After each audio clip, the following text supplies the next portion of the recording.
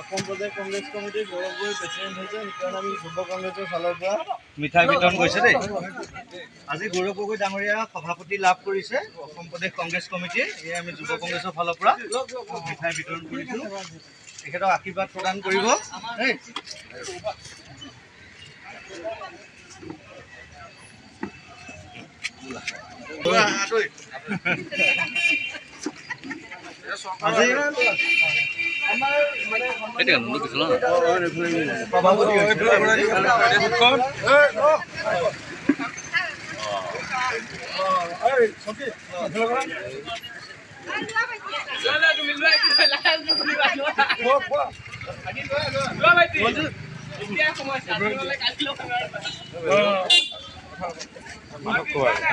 নিজে খায় বেলেগে দিয়া গৌৰৱ গগৈ জিন্দাবাদ, গৌৰৱ গগৈ জিন্দাবাদ, গৌৰৱ গগৈ জিন্দাবাদ।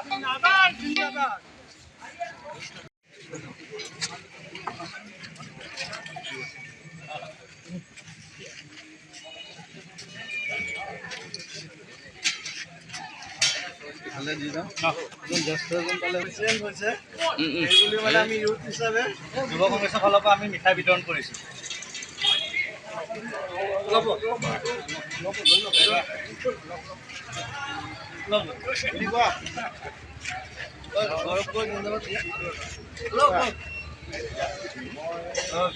আজি গৌৰৱ গগৈ ডাঙৰীয়াই সভাপতি দায়িত্ব লাভ কৰিছে অসম প্ৰদেশ কংগ্ৰেছ কমিটি। সেয়ে আমি যুৱ কংগ্ৰেছৰ ফালৰ পৰা মিঠাই বিতৰণ কৰিছোঁ শোণিতপুৰ জিলা যুৱ কংগ্ৰেছৰ ফালৰ পৰা দেই। এই ধৰ না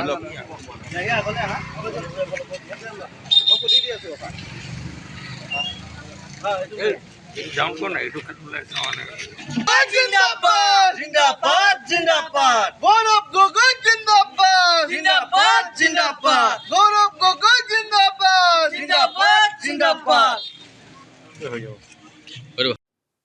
নিখিল ভাৰত কংগ্ৰেছ কমিটিয়ে অসম প্ৰদেশ কংগ্ৰেছ কমিটিৰ নৱনিযুক্ত সভাপতি হিচাপে অসমৰ গৌৰৱ, আমাৰ সকলোৰে প্ৰিয় শ্ৰদ্ধাৰ গৌৰৱ গগৈ ডাঙৰীয়াক সভাপতি হিচাপে আজি নিযুক্তি দিয়াত আমি শোণিতপুৰ জিলা কংগ্ৰেছৰ তৰফৰ পৰা আন্তৰিক অভিনন্দন জনাইছোঁ আৰু আমি যথেষ্ট সন্তোষী প্ৰকাশ কৰিছোঁ যে গৌৰৱ গগৈ ডাঙৰীয়াৰ নেতৃত্বত অনাগত দিনসমূহত কংগ্ৰেছ দলৰ যি শক্তি আৰু অধিক তীব্ৰতৰ হ'ব। ইয়াৰ লগে লগে আমি বিদায়ী সভাপতি ভূপেন কুমাৰ বৰা ডাঙৰীয়ালৈ ধন্যবাদ জনাইছোঁ। তেখেতেও অশেষ কষ্ট ত্যাগ কৰি দলটোক আমাৰ এটা বিপৰ্যয় পৰ্যায়ৰ পৰা আনি আজি এইটো পৰ্যায়লৈ আনিলে। আমি তেখেতকো ধন্যবাদ জনাইছোঁ আৰু লগতে নিখিল ভাৰত কংগ্ৰেছ কমিটিক ধন্যবাদ জনাইছোঁ যে আমাৰ সকলোৰে শ্ৰদ্ধাৰ অসমৰ জনসাধাৰণৰ মুকুতামণি হৈ পৰা গৌৰৱ গগৈ ডাঙৰীয়াক সভাপতি দিয়াৰ কাৰণে আমি নিখিল ভাৰত কংগ্ৰেছ কমিটিৰ সন্মানীয় সভাপতি মল্লিকাৰ্জুন খাৰ্গে ডাঙৰীয়া, লগতে আমাৰ AICCৰ সাধাৰণ সম্পাদক অসমৰ ইনচাৰ্জ জিতেন্দ্ৰ সিং ডাঙৰীয়া, লগতে ৰাহুল গান্ধী ডাঙৰীয়া, সোনিয়া গান্ধী ডাঙৰীয়াকে প্ৰমুখ কৰি সমূহ নেতৃবৰ্গ কেন্দ্ৰীয় নেতৃবৰ্গক আমি ধন্যবাদ জনাইছোঁ আৰু শোণিতপুৰ জিলা কংগ্ৰেছ আমি বিশ্বাস কৰোঁ যে গৌৰৱ গগৈ ডাঙৰীয়াৰ নেতৃত্বত আমাৰ অসমত কংগ্ৰেছৰ যিটো শক্তি আগতকৈ অধিক তীব্ৰতৰ হ'ব। গৌৰৱ গগৈ কমিটিৰ সভাপতি সন্মানীয় মল্লিকাৰ্জুন খাৰ্গে ডাঙৰীয়াক ধন্যবাদ জ্ঞাপন কৰিছোঁ আৰু সন্মানীয় আমাৰ লোকসভাৰ দলপতি ৰাহুল গান্ধী ডাঙৰীয়াক আমি ধন্যবাদ জ্ঞাপন কৰিছোঁ যে আমাৰ অসমৰ গৌৰৱ গগৈ ডাঙৰীয়াক আমাৰ অসম কংগ্ৰেছৰ দায়িত্বভাৰ গৌৰৱ গগৈ ডাঙৰীয়াৰ হাতত অৰ্পণ কৰিছে। যুৱ সমাজ উৎফুল্লিত, অসমৰ প্ৰত্যেকজন জনতাৰ বুকুৰ আপোন গৌৰৱ গগৈ ডাঙৰীয়া। তেওঁ অকল আমাৰ মানে অসমৰ গৌৰৱ নহয়, গোটেই ভাৰতবৰ্ষৰ তেওঁ গৌৰৱ। এজন যুৱ সাংসদ হিচাপে গোটেই ভাৰতবৰ্ষত তেওঁ প্ৰতিনিধিত্ব কৰি আছিলে। তেওঁক যে আমি অসম প্ৰদেশ কংগ্ৰেছ কমিটিৰ সভাপতি হিচাপে পাই আমাৰ দুগুণ উৎসাহে আমি কাম কৰি যাবলৈ অনাগত দিনত আমাৰ 2026 নিৰ্বাচনত গৌৰৱ গগৈ ডাঙৰীয়াৰ নেতৃত্বত আমি অসমত চৰকাৰ গঠন কৰিম বুলি আমি উৎফুল্লিত। এইখিনি আমাৰ ক'বলগীয়া।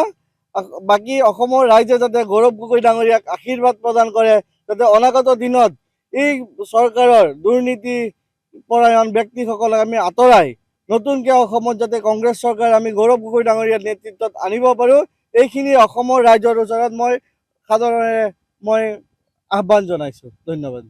যিকোনো খবৰৰ বাবে যোগাযোগ কৰক 7099017330 লগতে 7099017110 নম্বৰত।